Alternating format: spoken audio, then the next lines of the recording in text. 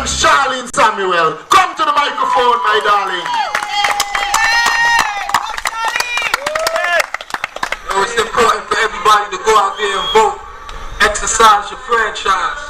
Dedicated to the wonderful people of true labor. I send this one out for you. God bless. Defending our democracy.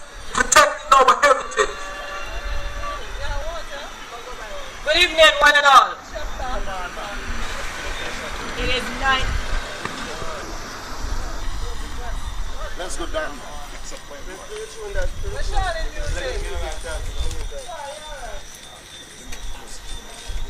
Good evening, one and all. Good evening. It has been a good meeting. It has been a time when the plans for this community have been unveiled. Come on, somebody the mic. Get the mic together.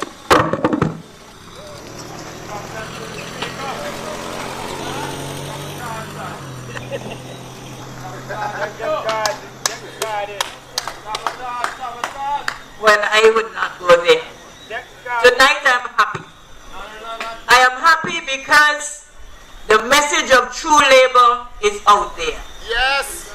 I am happy because last night I sat in front of my television and I watched five men, and they were discussing things that can happen in Antigua. I wonder if they were in our meeting.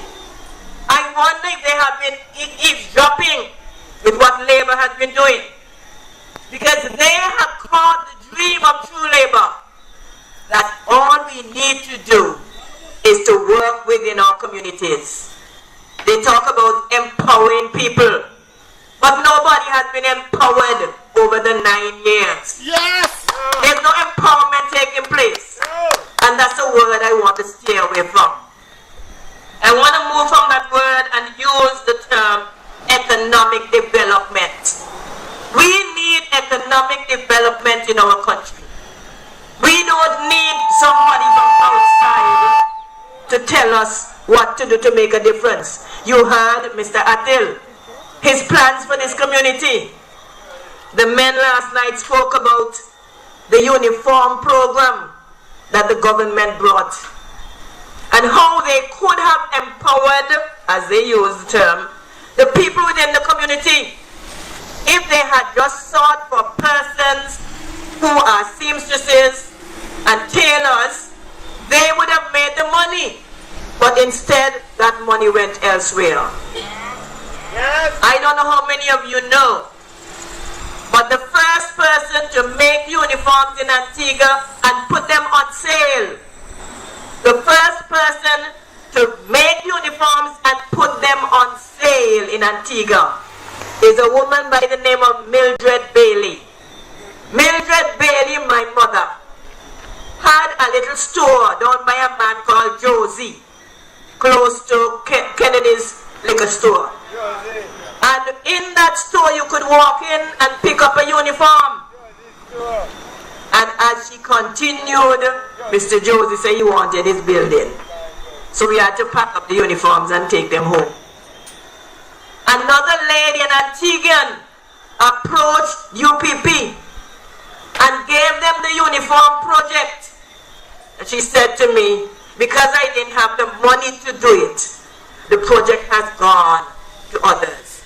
And Antiguan had that foresight, but she didn't have the money. And instead of using the development bank, which we know is there to assist, because Stanford had put some good money inside there and said that people who wanted to develop small businesses could have used that money. But the amount of red tape you had to go through, many locals didn't get a chance to use that money. Yes. They spoke about the amount of money that British American had for our people that could have been used in our country. You see, what I am saying here and what I'm bringing to the front is that right here within our communities, we have educated people. People with plans. We may not have the cash, but we have ideas. If the Seven Standard people, VC Byrne and all of those guys, could have planned for our country and moved it from Watland Dam to Big House, house with veranda. What happened to us who have gone overseas and who have studied? Can't we make a contribution to our country? They don't want it. The politicians don't want that. You know why they don't want that? Because if we say what can be done, we will get the praise. Plus, we don't have money to pass. We can't let this continue. We need a new dispensation. We need a new set of people who have no baggage to work with. We need a new set of people who will look at our country, who have love for our country, people who understand what it is to be an Antiguan, a native, not a citizen by investment. Because if we who are born here, who are natives of this country, are given the opportunity to build it, we will build it. But what we have in our heart for our country, other people don't have. They want to make money from our country. They want to live high, but they don't want to sacrifice. We will sacrifice for this country. It's ours. Yes. King Fire says that we are surrounded by sharks. Come on, man. Pirates, there are plenty. Plenty snake in the grass. Yes. We have got to make sure that we keep those snakes down and that they don't come up and destroy us. I want to say to you, my people, that when these men spoke last night, they even touched the school meals. They said the school meals should be controlled in the schools. The canteens in each school should have been used to feed the people, not one central place where you have the food traveling here, traveling there. I listened and I said, when we were saying that, when we in True Labor were saying that we need small projects that we can handle and can help to develop our people, nobody wanted to hear. We don't have any large investors overseas. We don't have anybody coming to tell us what to do with our country. We know. We know what can be done. I'll go further. I'll go further. In grade 5, our students learn social studies, and 2 of the chapters are production and tourism. You wonder why little children are so enthused when it comes to learning? Because they are learning of things that can be done to help themselves and help the country. But when they reach secondary school, they bubble burst because they do not see the future. Because all of a sudden, they are not sure where they are going.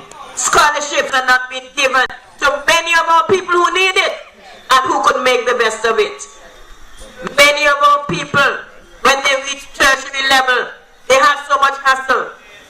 Even the teachers who should be teaching in these tertiary departments are putting pressure on our youngsters.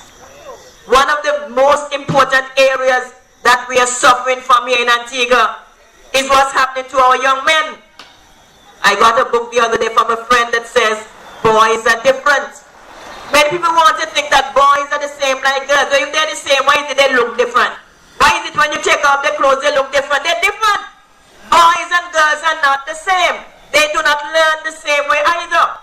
But who is looking into that? Who is looking into how we can train our boys so that they can be an asset to the society? The only thing that's happening to our boys and our young men is that they're going into prison. And once they fill up the prison, they lose that manhood that they once had. Many of them, when they come out, they hold their heads down. Is that what we want for the future of this country? No way. We need to get those young men out of prison. And I said to True Labor Chairman Bear Bird, that is your area. You have got to find a way to take these young men out of prison so that when they come out, we the educators can help to build them back up and put them out there to earn a living. That's true. That's true. I say to you, my people, lots of things going on in this country. Lots of things are hidden from us. Is it a fact that most of our shopkeepers will not be able to sell paracetamol? Is it a fact that if you want to sell any drugs, You will have to have a pharmacist. How many small shops can hire a pharmacist? I say to you, find out. Find out. Is it a fact that sometime this week the Canadian government found itself in a situation where an Afghanistan national went to visit the Prime Minister of Canada without an appointment? Is it a fact that that gentleman had in his possession a CIP diplomatic passport from St. Kitts? Is it a fact that the Canadian government has said if this matter is not resolved, they will have to take a second look at their diplomatic relations with St. Kitts? Is it a fact that we in Antigua plan to sell our passports? And is it a fact that the Afghanistan man said he paid $1 million to get that passport? Let me tell you something. Antigua now enjoys good relationships with Canada. But if we begin to put certain people on our passport, we too will find ourselves left out. CIP is not my issue. That belongs to Comrade Bird the third. But I'm just touching it off because we need to learn that lots of things are happening, but they are happening behind closed doors. My people, we cannot continue to pretend that we don't know. We know what's happening and we need to talk about it.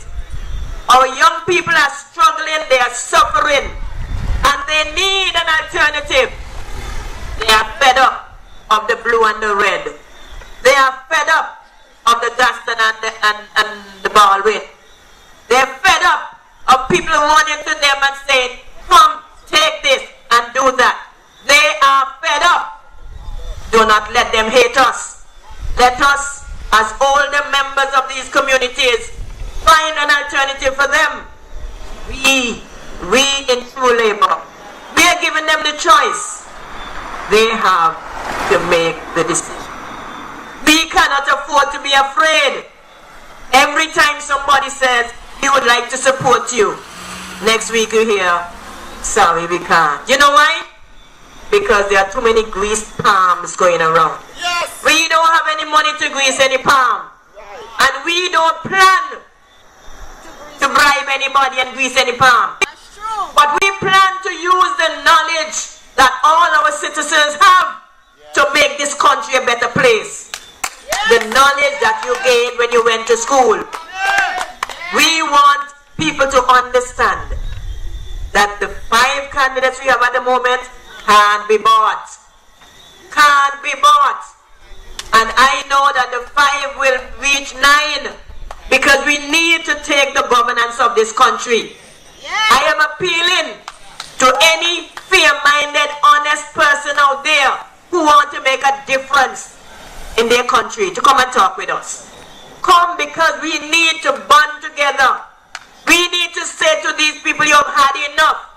We need to say to them, sit down, relax, and enjoy the rest of your life. We also need to take a serious look at the amount of money that is going into the hands of people who do not even know they're up from their downs. I know persons who have worked long and hard in this country, and in the end, they get little. Some die without even their pension. And we have persons who have made little or no contribution to this country, and yet they get a fat piece at the end of the month. Something is wrong. We want to put an end to that. We in True Labor will be true to our country. We will defend our democracy. We will protect our heritage. Brothers and sisters, friends, comrades and all, remember, True Labor is true to its word. This country is ours. We must preserve it for the future generations. Let them not look at us and laugh or be angry because we didn't stand up. We must stand up for our country. We must make a difference. We must take our country back. from those people who have come to raid. Good night. You're not alone. Live, I'll be right there for you. You're not alone. Live, I'll be right there.